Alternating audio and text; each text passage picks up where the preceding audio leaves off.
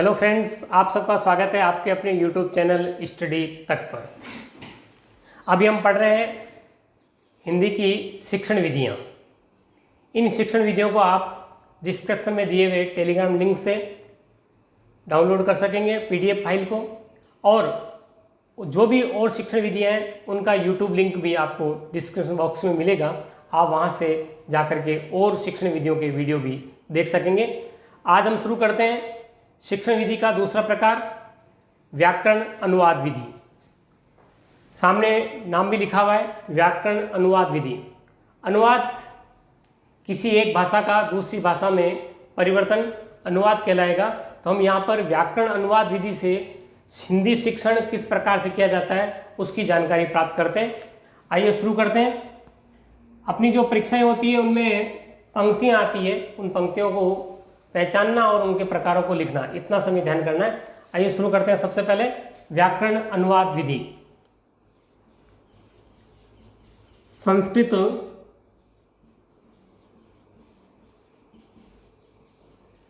अरबी,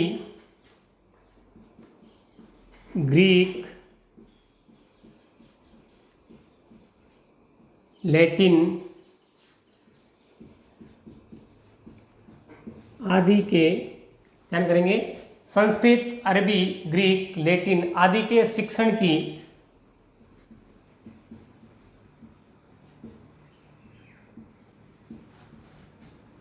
यह है प्राचीनतम, बहुत पुरानी,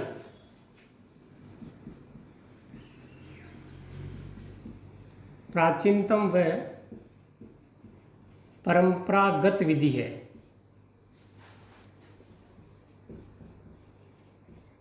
एक भाषा को दूसरी भाषा में बदलना, दूसरी भाषा सिखाना, उसके लिए व्याकरण अनुवाद विधि का प्रयोग करते हैं। जो संस्कृत, अरबी, ग्रीक, लैटिन ऐसी अनेक भाषाओं में इसका प्राचीन काल से प्रयोग होता आ रहा है और ये परंपरा से चली आ रही विधि है। इस विधि के अन्य नाम क्या क्या है? इसे परंपरागत विधि,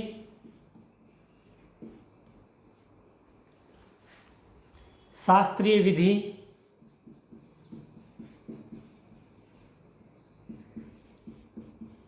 भी कहते हैं। परीक्षाओं में प्रश्न आया हुआ भी है, परंपरागत विधि किसे कहते हैं? तो याद रखेंगे हम सभी, परंपरागत विधि व्याकरण अनुवाद विधि का ही दूसरा नाम है।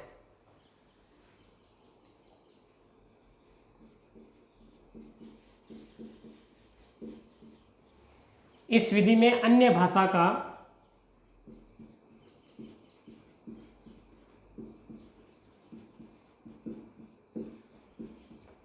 शब्दशः, यानी प्रत्येक शब्द, छोड़ना कुछ भी नहीं, प्रत्येक का शब्दशः अनुवाद किया जाता है।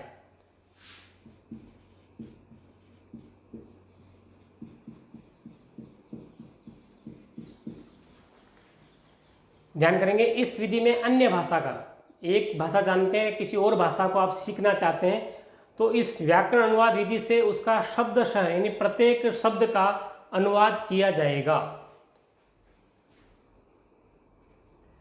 और जो भी अनुवाद होगा वो व्याकरण के नियमों पर आधारित होगा।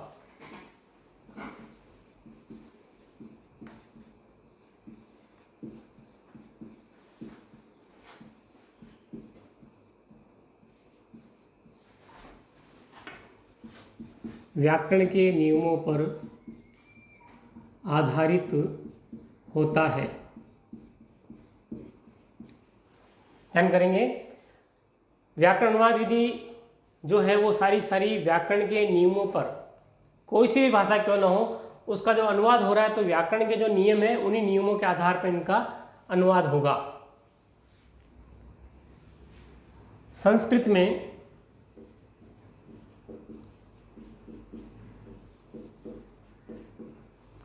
डॉक्टर रामकृष्ण भंडारकर,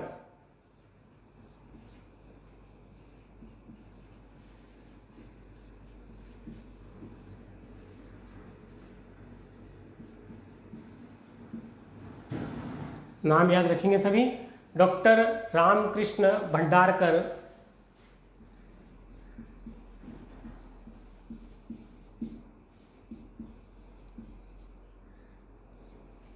सर्वप्रथम किस भाषा में? संस्कृत भाषा में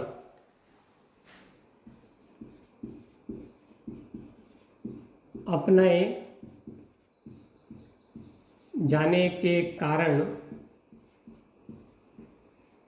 इसे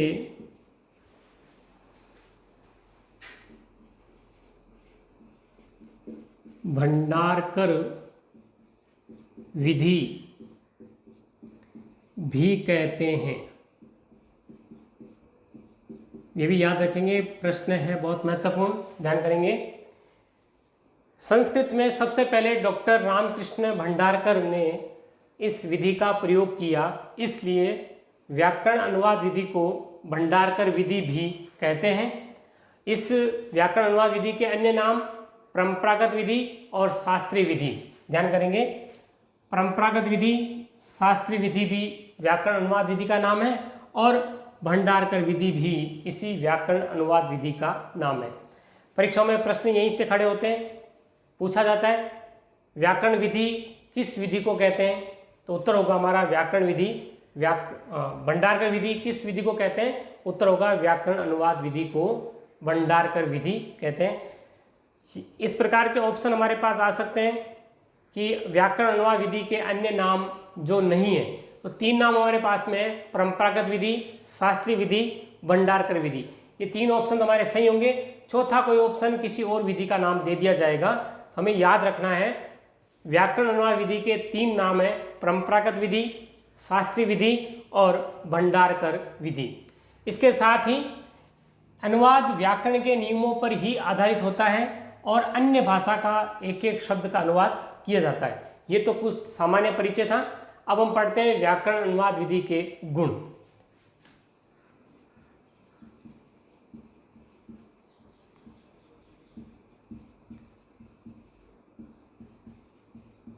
व्याकरण अनुवाद विधि के गुण, क्या विशेषता है ऐसी, हम पढ़ेंगे व्याकरण अनुवाद विधि के गुण। इस पद्धति से, पद्धति यानी व्याकरण अनुवाद विधि,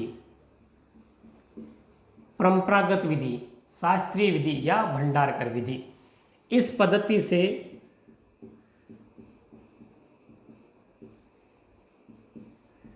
राष्ट्रभाषा जो हमारी है हिंदी,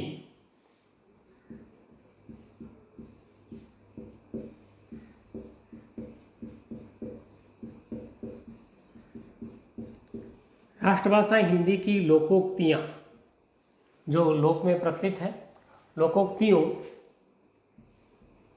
और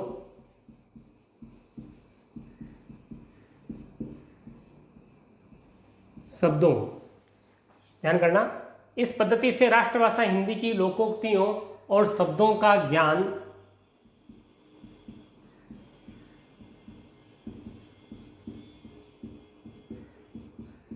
बड़ी सरलता से अर्थात बहुत आसानी से हो सकता है।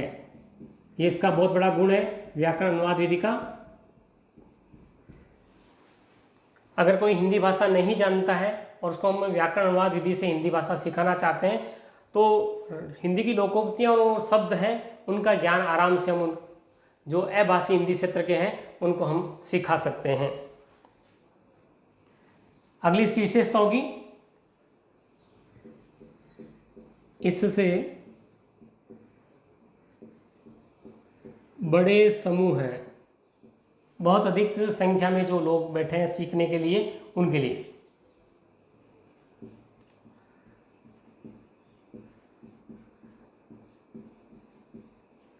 इससे बड़े समूह में सरलता से पढ़ाया जा सकता है।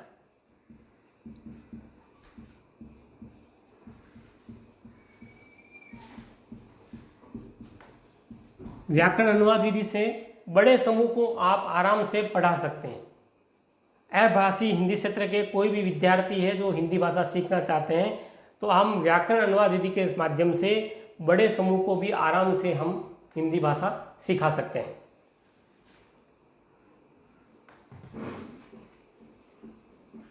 इस विधि में या इस पद्धति में अर्थात व्याकरण अनुवाद विधि में बोलने की अपेक्षा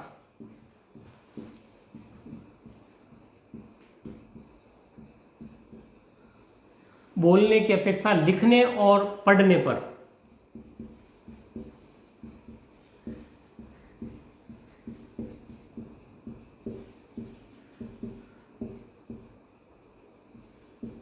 ध्यान करना है, बोलने की अपेक्षा लिखने और पढ़ने पर अधिक बल दिया जाता है।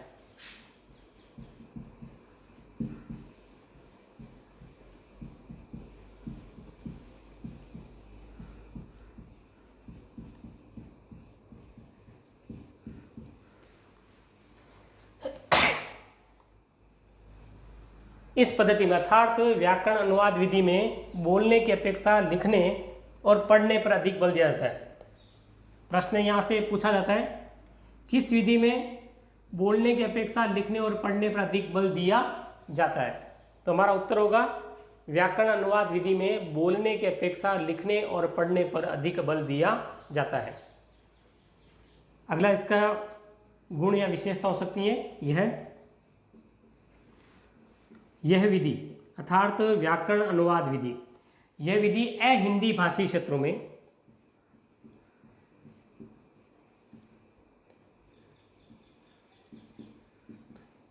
जहाँ हिंदी नहीं बोली जाती, जहाँ हिंदी नहीं पढ़ी जाती, जहाँ हिंदी को नहीं समझा जाता, वो क्षेत्र कहलाता है अहिंदी भाषी क्षेत्र।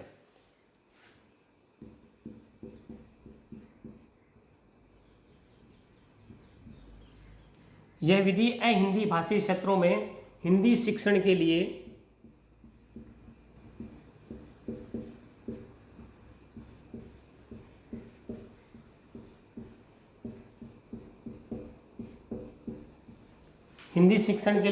उत्तम है, बहुत अच्छी है। जैसे हमारे भारत में पूर्वी भारत का जो भाग है, 7 सिस्टर स्टेट हम जिसको कहते हैं, जो नागालैंड है, मिजोरम है, मणिपुर है, तो सिक्किम क्षेत्र है, वहाँ वो सारा क्षेत्र अहिंदी भाषी क्षेत्र है। उस अहिंदी भाषी क्षेत्र में भी व्याकरण अनुवाद विधि के साथ अगर हम शिक्षण करवाते हैं तो वहाँ के बालक हिंदी भी सीखते हैं। इसलिए कहा गया है यह विधि अहिंदी भाषी क्षेत्रों में हिंदी शिक्षण के लिए, हिंदी पढ़ाने के लिए बहुत ही उत्तम है। इसी कारण से हमारा जो पूरी भारत है वहाँ बहुत से विश्वविद्यालयों में हिंदी पाठ्यक्रम के रूप में पढ़ाई भी जाती है। जो बीए और एमए के विद्यार्थी वहाँ हिंदी पढ़ते भी हैं, रिसर्च भी करते हैं और बहुत सारा हिंदी के अंदर लेखन कार्य भी करते हैं। तो हमारी ये हिंदी व्याकरण अनुवाद विधि है, बहुत सरल है, इसका ध्यान करेंगे। अगला विषय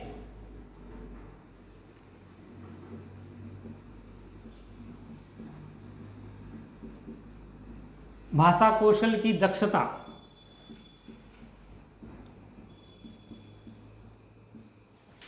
प्रदान करना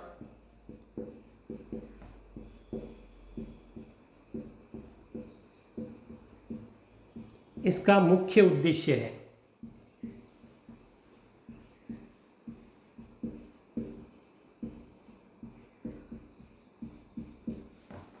प्रश्न यहां से पूछा हुआ है, भाषा कौशल की दक्षता प्रदान करना किस विधि का मुख्य उद्देश्य है? तो ध्यान करेंगे, भाषा कौशल की दक्षता प्रदान करना व्याकरण अनुवाद विधि की विशेषता है। एक बार मैं पुनः दोहरा देता हूं, व्याकरण अनुवाद विधि के अन्य नाम परंपरागत विधि, शास्त्रीय विधि और भंडारकर विधि है। क्योंकि संस्कृत में सबसे पहले डॉक्टर रामकृष्ण भंडारकर ने इस विधि का प्रयोग किया, इसलिए इस विधि का दूसरा नाम भंडारकर विधि भी है। इस विधि के कुछ गुण, कुछ विशेषताएं ये हैं, इस पद्धति से हमारी जो राष्ट्रभाषा हिंदी है उसकी लोकोक्तियाँ और शब्दों का ज्ञान आराम से करवाया जा सकता है और बड़े समूह में भी इस विधि से पढ़ाया जा सकता है। इस पद्धति में बोलने की अपेक्षा लिखने और पढ़ने पर अधिक बल दिया जाता है। यह विधि अहिंदी भाषी क्षेत्रों में हिंदी शिक्षण के लिए उत्तम है और भाषा कौशल की दक्षता प्रदान करना इसका मुख्य उद्देश्य है। ये तो थे व्याकरण अनुवाद विधि के गुण, कुछ उसकी सीमाएं भी हैं, कुछ दोष भी है। आइए हम चलते हैं व्याकरण अनुवाद विधि के दोषों की ओर।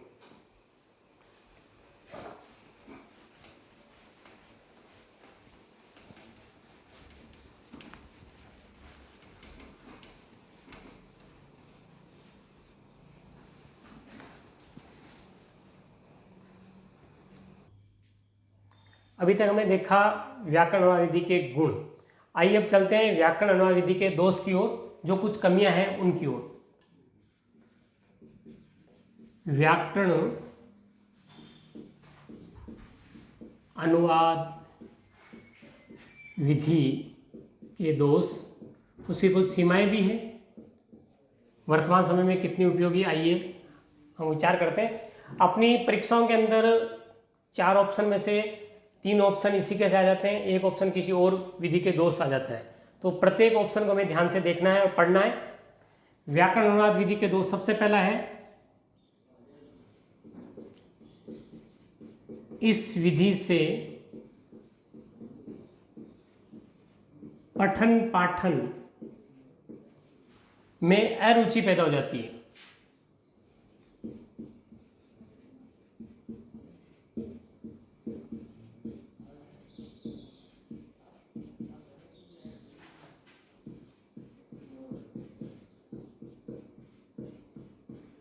ध्यान करेंगे, सबसे बहुत महत्वपूर्ण बात है कि व्याकरण अनुवाद विधि का सबसे बड़ा दोष क्या है, इस विधि से पठन पाठन में अरुचि, क्योंकि ये बोलने पर ज़्यादा महत्व देती है, इस कारण से पढ़ने में जो है वो अरुचि पैदा हो जाती है, विद्यार्थी अपने आप को बोझिल महसूस करता है। इस विधि का एक और दोष भी है, यह विधि केवल उच्च कक्षाओं के लिए उपयोगी है।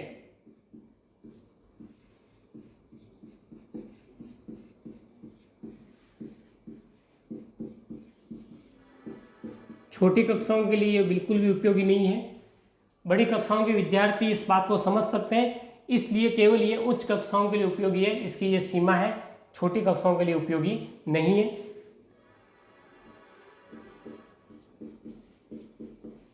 अगला इसका दोष, इस विधि में व्याकरण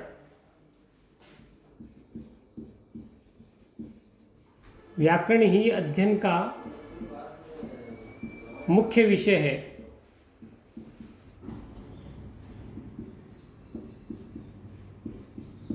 इस विधि का बहुत बड़ा दोष ये है कि इस विधि में व्याकरण ही अध्ययन का मुख्य विषय, और कोई विषय नहीं होगा, व्याकरण पे ही सारा पढ़ाया जाएगा, समझाया जाएगा और बोलने के लिए कहा जाएगा। अगला इसका जो दोष है, इस विधि में उच्चारण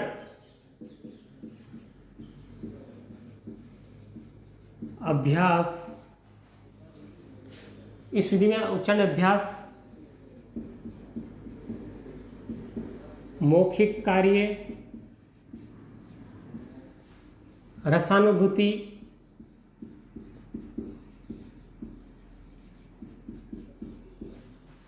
उपेक्षित रह जाते हैं।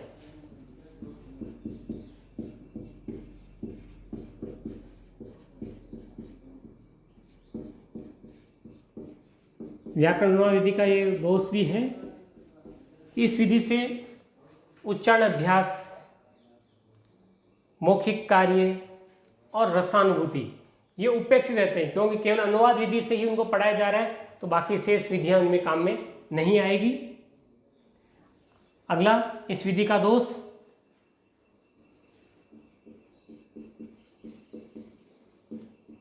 इस विधि में वाचन पर अधिक बल दिया जाता है।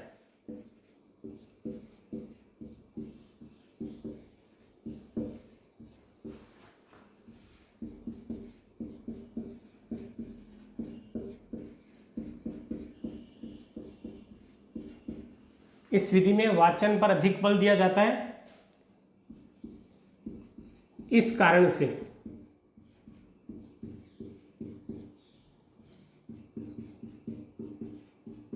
वार्तालाप का अवसर विद्यार्थी को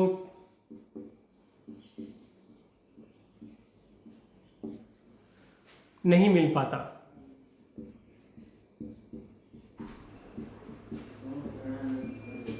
ये दोष हो गया। इस विधि में वाचन पर अधिक बल दिया जाता है, बोलने पर ही बल दिया जाता है। इस कारण से अध्यापक और विद्यार्थी के बीच में जो आपसी वार्तालाप है वह वार्तालाप इसमें नहीं होता है, विद्यार्थी वार्तालाप को नहीं सीख सकता। व्याकरण अनुवाद विधि का ये दोष है। अगली कड़ी में चलते हैं। मातृभाषा सामने रहने से अनुवाद हो रहा है तो मातृभाषा होगी और दूसरी भाषा जो सीखी जा रही वो, तो मातृभाषा सामने रहने के कारण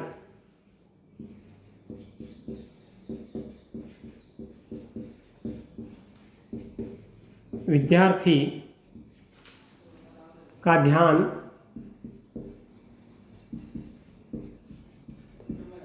सदा अपनी मातृभाषा में ही लगा रहता है।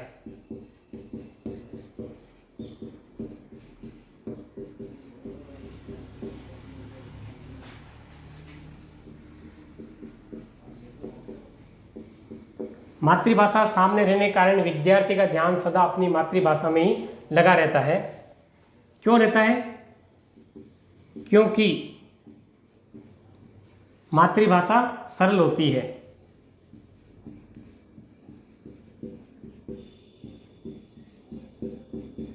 इसीलिए ग्रामीण क्षेत्र में हम देखते हैं कि अंग्रेजी भाषा सिखाई जाती है, उसमें बालक अंग्रेजी भाषा के शब्दों को कठिनता से सीखता है। वहाँ भी व्याकरण अनुवाद विधि काम में ले रहे हैं, फिर भी बालक को हिंदी भाषा जल्दी समझ में आती है, अपनी मातृभाषा जल्दी समझ में आती है।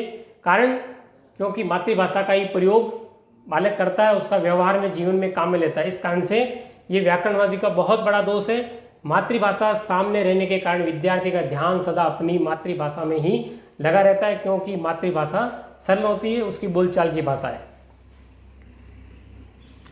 अगला इसके बाद भाषा का विधि का दोष, अन्य भाषा के प्रत्येक शब्द का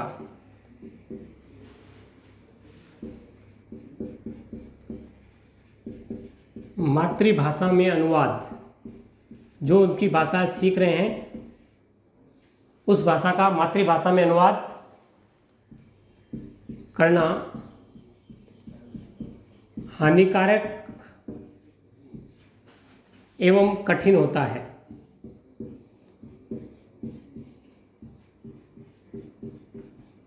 प्रत्येक भाषा की अपनी कुछ विशेषताएं होती है। उन विशेषताओं के कारण अगर हम किसी और भाषा में उसका अनुवाद करते हैं तो कुछ शब्दों का अर्थ किसी और रूप में प्रकट हो जाता है, तो ये बहुत हानिकारक हो जाता है। और कुछ शब्द ऐसे होते हैं जो उस मातृभाषा में ही बोले जाते हैं, अनुवाद विधि के द्वारा उनको बदलना, अनुवादित करना बहुत ही कठिन होता है। अतः व्याकरण अनुवाद विधि को अच्छा नहीं समझा जाता। इस भाषा में व्याकरण अनुवाद विधि में भाषा को हूबहू दूसरी भाषा में अनुवादित करके सिखाया जाता है बालक को, शिक्षार्थी को। बालक अपनी मातृभाषा सामने होने के कारण बड़ा बोझिल महसूस करता है, उसका ध्यान बार बार अपनी मातृभाषा की ओर चला जाता है। और इस भाषा में कुछ ऐसे शब्द हैं, इस विधि में कुछ ऐसे शब्द होते हैं जिनका अनुवाद करना संभव नहीं है। इस कारण से व्याकरण अनुवाद विधि को उचित नहीं समझा जाता। इस प्रकार से हमने देखा व्याकरण अनुवाद विधि के क्या गुण हैं, क्या दोष हैं, और व्याकरण अनुवाद विधि को अन्य किन नामों से भी जाना जाता है। परीक्षाओं में इन्हीं में से प्रश्न आने वाले हैं। प्रत्येक बिंदु को ध्यान से हम पढ़ें। 4 ऑप्शन होते हैं, उनमें 3 ऑप्शन इनमें से रहेंगे, 1 ऑप्शन कोई और भी आ सकता है। आपको अच्छे ढंग से समझ में आया होगा। आशा आपको वीडियो पसंद आया। कृपया लाइक और शेयर अवश्य करें, और अधिक जानकारी के लिए आप इसके डिस्क्रिप्शन बॉक्स में दिए हुए लिंक पर भी संपर्क कर सकते हैं। धन्यवाद।